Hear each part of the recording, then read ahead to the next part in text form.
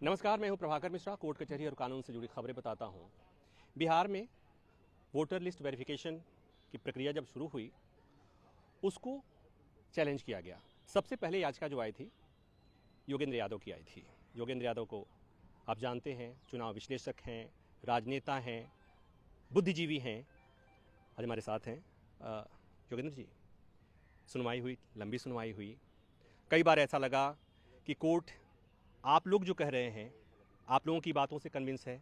कई बार ये लगा कि सुप्रीम कोर्ट चुनाव आयोग की बातों से भी कई बार कन्विंस दिखा। कई बार लगा कि चुनाव आयोग एक संवैधानिक संस्था है और अपने दायरे में काम कर रहा है, जैसा चुनाव आयोग बार बार कह भी रहा था। तो आज की ये सुनवाई जो थी, उसको आप किस तरह देख रहे हैं? आज तमाम लोग कोर्ट में गए थे। मुझसे ज़्यादा मैं समझता हूँ association for democratic reforms, PUCL, इस तरह के संगठन सब कोर्ट में गए थे और वो बड़े सवाल लेके गए थे जो कि हम पिछले 3 हफ्तों से पूछ रहे हैं और चुनाव आयोग उसका जवाब नहीं दे रहा। बीजेपी वाले उसकी तरफ से कई बार जवाब दे दिया करते हैं। सवाल ये था कि इस तरह की एक्सरसाइज जो हो रही है, इसका औचित्य क्या है? ये जो प्रक्रिया है, ये प्रक्रिया जो है, इससे क्या बहुत लोग बाहर नहीं होंगे? और इसका जो टाइमिंग है, वो बनाने की तुक क्या है?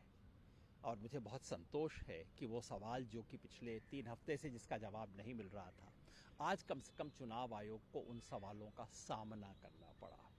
हमारे वकीलों ने तो पूछे ही, लेकिन एक स्टेज के बाद खुद जज साहिबान ने वो सवाल पूछने शुरू किए। पूछा कि भाई, हाँ, ये बात बिल्कुल सही है कि चुनाव आयोग को वोटर लिस्ट बनाने का अधिकार है, इस पर तो कोई सवाल उठाता ही नहीं है ना, मगर क्या आप जिस तरीके से चाहे कर लेंगे?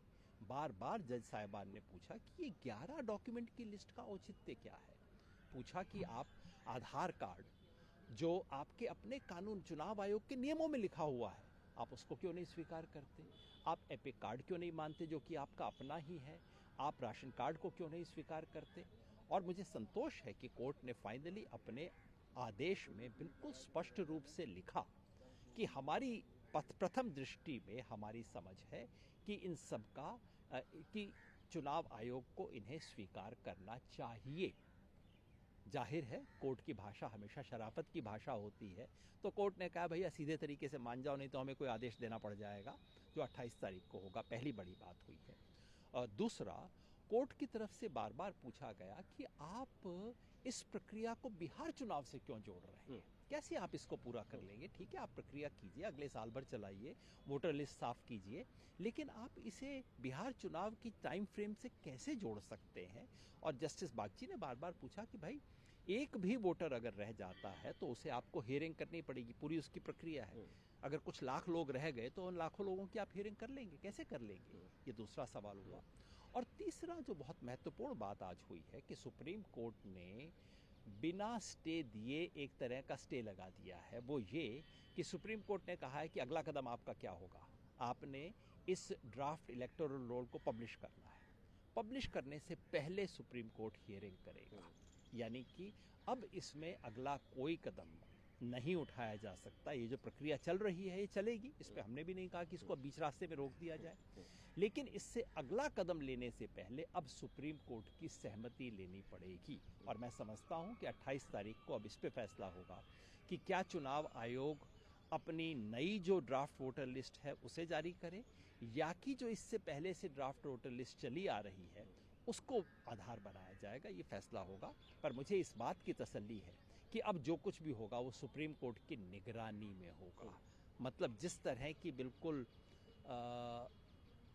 तमाम अजीब तरह की चीज़ें हो रही थी, सुबह एक विज्ञापन आता है, शाम को दूसरा कोई आ जाता है, उन सब चीज़ों पे कुछ नियंत्रण लगेगा। और ये प्रक्रिया में जो वोटबंदी का सबसे बड़ा खतरा था, मेरी उम्मीद है कि सुप्रीम कोर्ट अब वोटबंदी होने से रोकेगा। ये जो वोटबंदी जो आप टर्म इस्तेमाल कर रहे हैं, एक जो बीजेपी की तरफ से, सरकार की तरफ से जो ये बातें कही जा रही हैं कि सीमांचल में, बिहार के सीमांचल में अवैध लोग आ गए हैं, अवैध घुसपैठी आ गए हैं और उनके पास वोटर राइट आ गया है या उनका नाम वोटर लिस्ट में जुड़ गया है, उसको हटाने की कवायद हो रही है। तो इसको आप किस तरह देखेंगे? मजे की बात ये नहीं कि काम चुनाव आयोग करता है और उसकी एक्सप्लेनेशन बीजेपी देती है। मतलब जुगलबंदी तो है ना भैया कहीं। और दूसरी साधारण बात ये है, सीमांचल छोड़ दीजिए, चाहे सीमांचल आप ले लीजिए या बिहार के इतने ज़िले जो नेपाल से जुड़े हुए हैं, पता नहीं क्यों लोग सुपौल का नाम नहीं लेते, सीतामढ़ी का नाम नहीं लेते, सब नेपाल से जुड़े हुए इतने सारे ज़िले हैं। आपको कहीं भी संदेह है तो आप जांच कीजिए ना। आपके पास अभी हाल ही में दिसंबर जनवरी के महीने में चुनाव आयोग ने पूरी लिस्ट की समीक्षा की है, तो क्या चुनाव आयोग ये कह रहा है कि जनवरी दिसंबर में हमने बहुत खराब काम किया था, है ना? और अगर कोई कसर रह गई है तो आपके पास दोबारा समीक्षा का अधिकार है। नए सिरे से वोटर लिस्ट बनाने की क्या जरूरत है, इसका कोई कारण समझाए। तो इसका सवाल ये नहीं कि चुनाव लिस्ट में गड़बड़ियां ठीक की जाए या नहीं, बिल्कुल की जानी चाहिए, लेकिन क्या उसके लिए आपको कोरे कागज पे नई लिस्ट बनाने की जरूरत है? क्या उसके लिए आपको वोटर के ऊपर दायित्व डालने की जरूरत है कि तुम फॉर्म भरो और फॉर्म नहीं भरोगे तो तुम्हारा नाम कट जाएगा? क्या इसकी आवश्यकता है? सवाल इसका है, और इसके लिए चुनाव आयोग के पास ना कोई जवाब पहले था, ना कोई जवाब आज है। सुप्रीम कोर्ट ने कुछ सवाल पूछे और सुनवाई के दौरान एक बहुत ही स्ट्रांग ऑब्जर्वेशन था, वो ये, जस्टिस धूलिया ने एक बात कही कि जो 11 दस्तावेज आप मांग रहे हैं, अगर मुझसे भी कोई मांगे तो शायद मेरे पास ना हो। एक टिप्पणी थी, सुप्रीम कोर्ट की एक टिप्पणी थी। और ये भी कि जितने कम समय में प्रक्रिया अपनाई जा रही है, सुप्रीम कोर्ट ने भी शंका प्रकट किया कि इतने कम समय में ये प्रक्रिया पूरा कर लेंगे, इसमें मुझे डाउट है। चुनाव आयोग ने कहा कि माय लॉर्ड हम कर लेंगे। फिर सुप्रीम कोर्ट ने कहा ये जो राशन कार्ड, आधार कार्ड और इलेक्शन कार्ड को आप, इस पर भी आप विचार करिए, इस पर भी आप विचार करिए। तो सुप्रीम कोर्ट ने ये कहा है, सलाह है सुप्रीम कोर्ट का, एडवाइजरी है, सलाह है। ये चुनाव आयोग चाहे तो मान भी सकता है और नहीं भी मान सकता है, लेकिन अदालतें जो कहती हैं उसके मायने होते हैं। कोर्ट ने कह दिया है 28 को सुनवाई होनी है, चुनाव आयोग को यहीं आना है, याचिकाकर्ता भी यहीं है। तो क्या सुप्रीम कोर्ट की सलाह को चुनाव आयोग यूं ही टाल देगा या उस पर विचार करेगा? क्योंकि 28 को सुनवाई होगी। कोर्ट ने अभी तो कहा कि हम चुनाव आयोग जैसी संवैधानिक संस्था के काम पर रोक नहीं लगा रहे हैं, लेकिन क्या तब भी कोर्ट यही कहेगा? ये बड़ा सवाल है।